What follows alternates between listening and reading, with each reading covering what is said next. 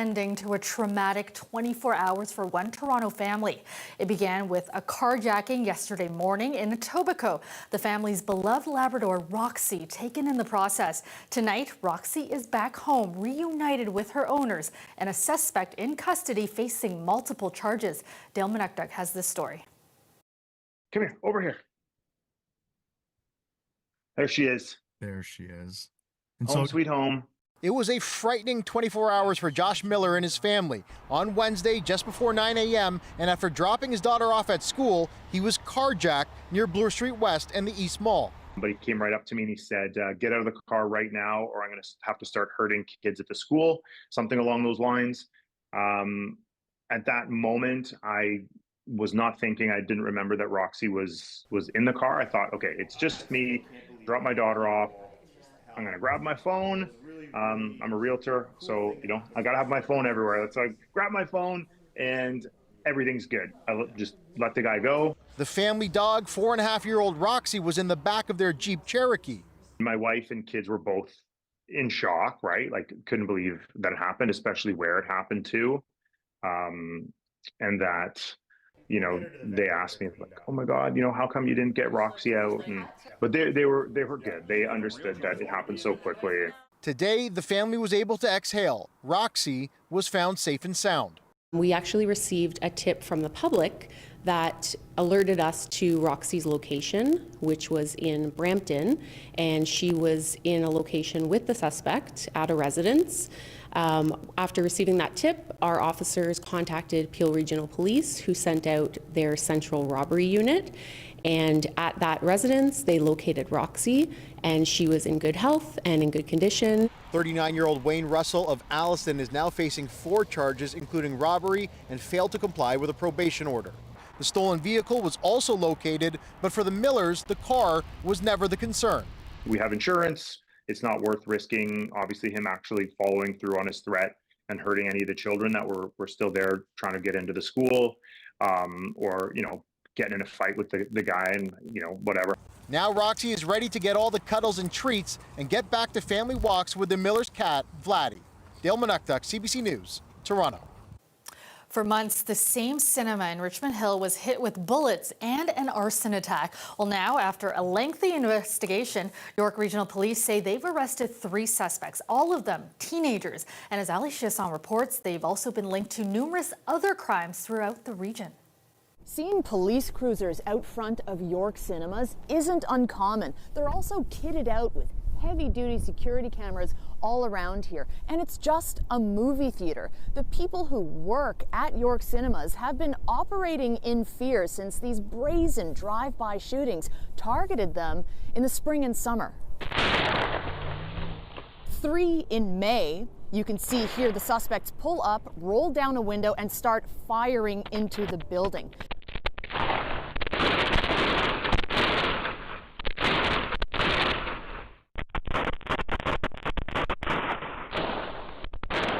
And again in June, same thing, firing bullets at the exterior and shattering the glass windows. Fortunately, in all of these shooting incidents, there were no injuries. As you can imagine, though, coming out of a theater after that happened, it would be very shocking and concerning as a patron, but fortunately, again, there were no physical injuries as a result of these shooting incidents.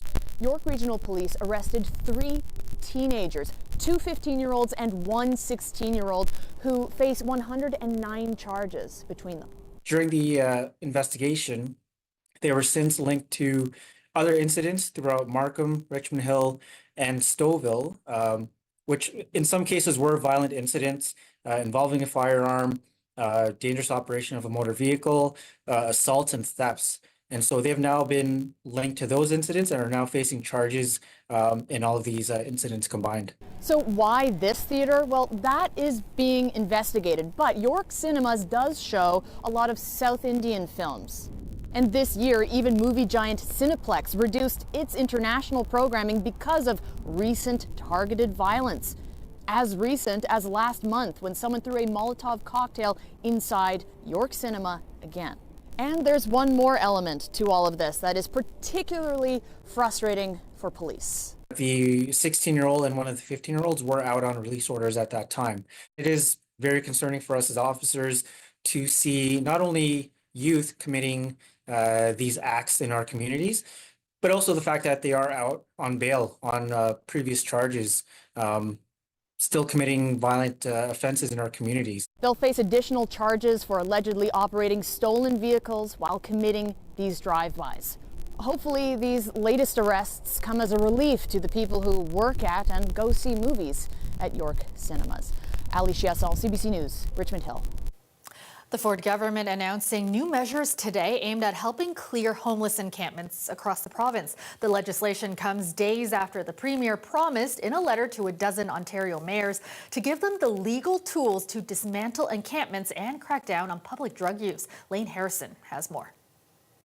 Enough is enough. This has to stop, and it will stop. About a week after Premier Doug Ford promised his government would crack down on encampments, he revealed how, in a piece of legislation that won't be passed until the new year. It includes $77.5 million in spending to boost shelter space and build affordable housing, and the bill makes it so that service providers who receive government funding will have to report back on how many people have been moved out of encampments, while also punishing those living in them. These new measures include amendments to the Trespass to Property Act to enhance penalties for people who deliberately and repeatedly break the law. The legislation will also make it crystal clear that it is illegal to use illicit drugs in a public space, including encampments.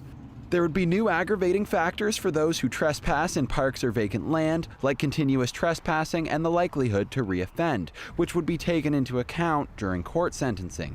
And those who use drugs in encampments could face fines of up to $10,000 or 6 months in prison. If someone has $10,000 to pay a fine, I doubt they're living in a park. It is cheaper to find a permanent home for someone than it is to send them to jail, and it's a lot more effective in getting them to rebuild their lives. This government's priorities are all wrong.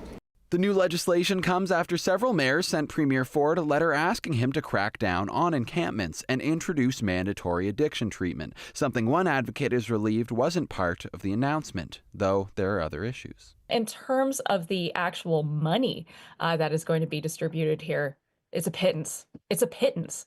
It is not enough for an entire province, let alone for one mid-sized municipality. We're talking about less than $150 million to create new shelters, to create long-term affordable housing units. There's nothing there that will substantially make any kind of difference. That advocate also notes the letter to Ford only included about a dozen mayors, and there are more than 400 municipalities in Ontario. And the mayors of some large ones, like Toronto and Ottawa, didn't sign on. Thursday also marks the last day the legislature will sit at Queen's Park in 2024. Because the House is rising until March, the Ford government won't have to answer opposition questions on this legislation for months. Lane Harrison, CBC News, Toronto. The city's ombudsman releasing a report today critical of the way the city handled refugee claimants arriving in Toronto last year. The report finds the city's decision to limit refugees' access to shelter beds for several months was anti-Black racism. The city manager, however, disagrees. Chris Glover reports. Spring and summer 2023, while hundreds of refugee claimants, mostly from Africa, were forced to sleep on Toronto streets, an eligibility change was capping the number of asylum seekers allotted in city shelters. Spaces were available, but because of the change in eligibility, those spaces or those beds weren't provided to those individuals who were looking for shelter. In a new report, Toronto's ombudsman found the eligibility change restricting asylum seekers was publicly announced in May of 2023, but had been happening quietly for months. Our investigation found that the change in eligibility actually happened much sooner, in November of 2022, and there was no announcement. His report also found the shelter system failed to have proper documentation that resulted in unfair treatment and unintended anti-Black racism. Those people that were adversely affected by the decision to change the eligibility criteria, as I said earlier, were refugee claimants that were coming from Africa. On behalf of the City of Toronto and other levels of government, to apologize the way they've been treated on the streets. Ultimately, in July of 2023, then new Mayor Olivia Chow reversed the eligibility decision. Still, the Ombudsman made multiple recommendations, mostly around better transparency and anti-black racism training for staff. Obviously, I'm disappointed to hear that the city manager has rejected our findings and recommendations. It's the first time this has ever happened since I've been with the office. It's been portrayed that I've rejected the Ombudsman's report, and that is untrue. City Manager Paul Johnson says he disagrees with the report and does not see the need to take action on any of the recommendations. He says anti-black racism training already exists for staff and admits some refugees were turned away. In this moment, we were making operational decisions that were in the best interest of everyone seeking shelter. And so, yes, at some points it may have appeared that hey, there's a bed available somewhere. But we're working with someone in an encampment, and we're hoping that they will move to that bed space. What would you say to some of your own staff who had told the Ombudsman that they were uncomfortable, felt it was wrong to turn some people away while just waiting on the hope of bringing someone from an encampment into that shelter bed? So I say that's the kind of disagreement and discussion we should have as staff, and those types of comments are the helpful piece of this. Mayor Olivia Chow released a statement saying she looks forward to reading the Ombudsman's report. This will need a thoughtful discussion at Council. Transparency is vital in Toronto's shelter system. Council will assess the report and decide whether to move forward with the recommendations during next week's Council meeting. Chris Glover, CBC News, Toronto. The Toronto Police Board has approved an over $40 million budget increase requested by TPS. If approved by City Council, it pushes the police operating budget for next year to $1.2 billion, something that has many critics weighing in. Greg Ross has more. The Toronto budget. The Police Services Board is recommending a budget increase of just over $46 million for next year. And while that may sound like a lot, Clayton Campbell, president of the Toronto Police Association, says in the big picture, it's not as much as it seems. It's a modest increase. It's 3.9%. If you look at other jurisdictions, you're seeing increases in Peel, as an example, upwards of over 20%. Peel Police did ask for that increase to their budget, but it has not yet been approved. There is also something that's not being factored into the proposed budget increase for Toronto Police, the potential outcome of ongoing collective bargaining with the Police Association. It does not include the salary increase for either this year or for next year. John Sewell is the coordinator for the Toronto Police Accountability Coalition. He's concerned that an arbitrator could award the police union somewhere in the neighborhood of a 3% increase for this year and another 3% for next year. If that happens, then that's an extra $30 million for this year. And Sewell says that would bring the total budget increase to well over $100 million. The Police Association says its officers are currently underpaid. Is there anybody that disagrees that a Toronto police officer should be the highest paid in Ontario? I think that's a very simple statement. Right now, we're near the bottom of the province, and we really should be the highest paid. If you're looking with the oversight, the burnout, the work, the cost of living. The Police Services Board says most of the $46 million that they are asking for would go towards hiring new officers. Right now, we're not providing adequate and effective policing in the City of Toronto.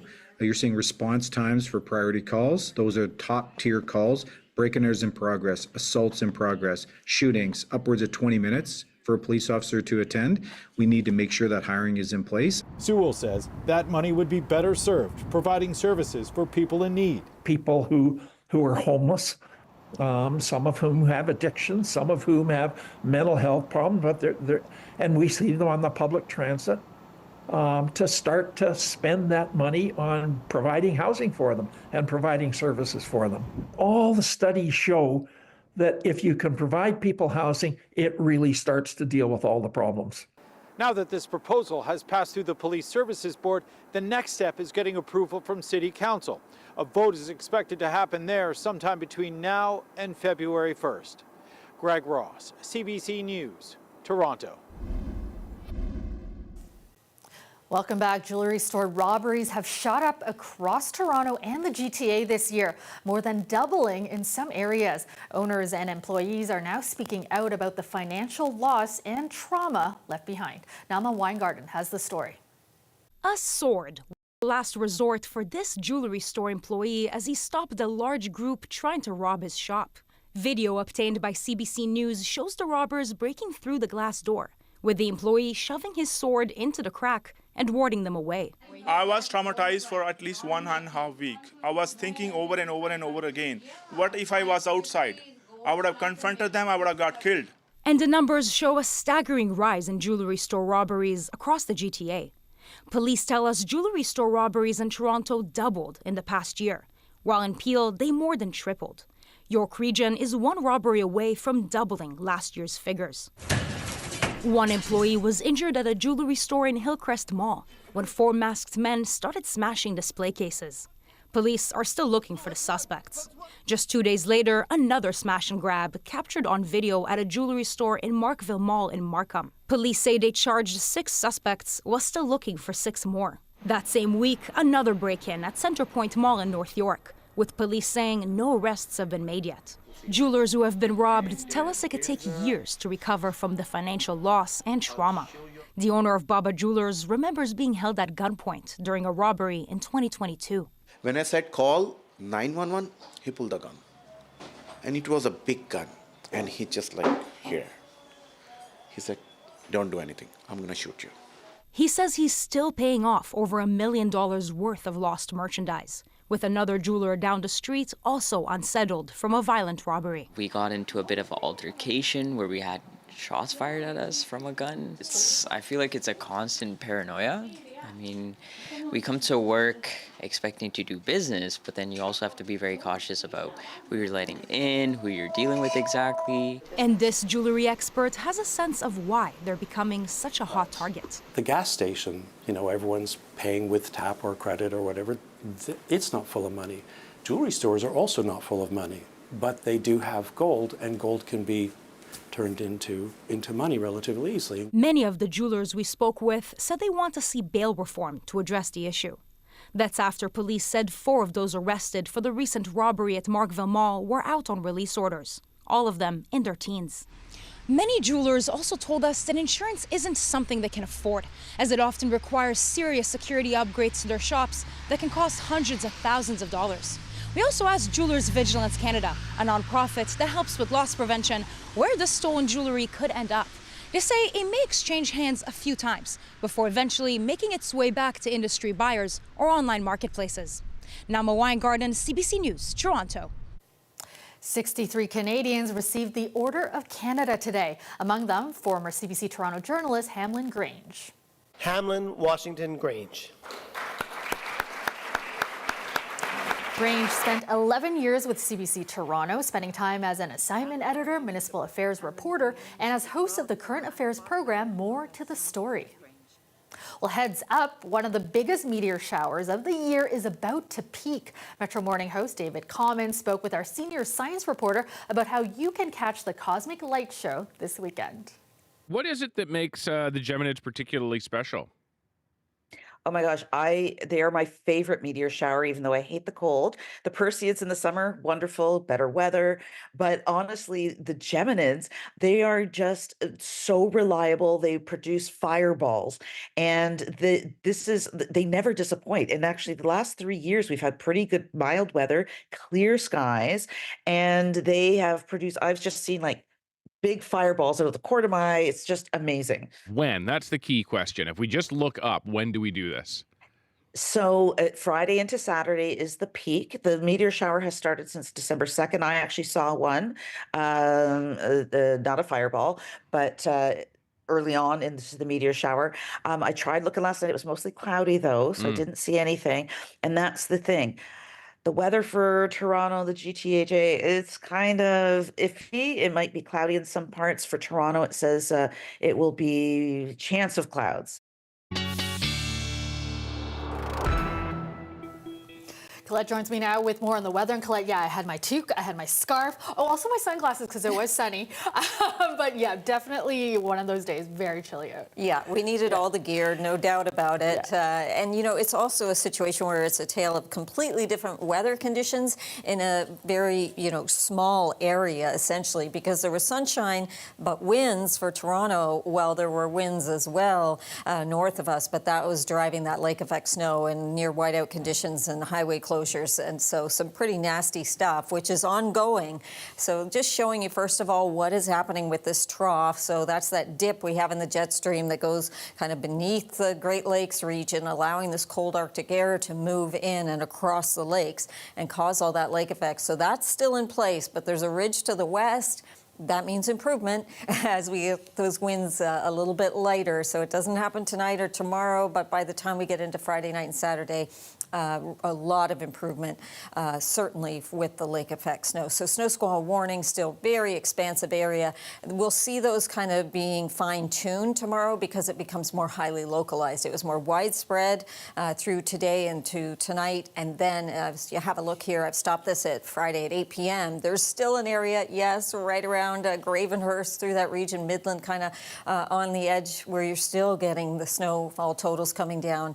But then there we go. Things get all better everywhere. So we've got sunshine for the GTA stretching back along the north shore of Lake Erie, back into southwestern Ontario for tomorrow. But for Saturday as well, we'll be experiencing that. We'll get to spread some of that joy northward around Georgia Bay for Saturday too, once we get rid of those squalls. So having a look at the winds, not as strong as they were earlier today, where some of the gusts were over 70 kilometers an hour. We certainly had some significant wind chills, making it feel like minus 18. We're still going to be dealing with that tonight. The temperatures are a little colder, even though the winds are a little lighter, so it kind of works out to the same thing with the wind chills. And here's just a look. Yes, it's localized, but between Midland and kind of Gravenhurst, Bracebridge, even on the edge there where you've already been dumped on with snow, and that purple area, that's over 60 centimeters, could be up to 80 before this particular event is all over with. The low, minus 10 tonight in Toronto. It's going to feel like minus 18 to minus 20, even colder for Windsor, minus 11 to minus 12. And then the warm-up comes. So tomorrow it's minus 3, sunshine, lighter winds, and then the gradual jump begins into the weekend. Yeah, look at that, back up to 7, eh? So it goes up and down, up and down. Yep, so the next thing that'll come in will be rain, not snow. Thanks so much, Colette. That's all the time we have tonight. Have a great night, everyone.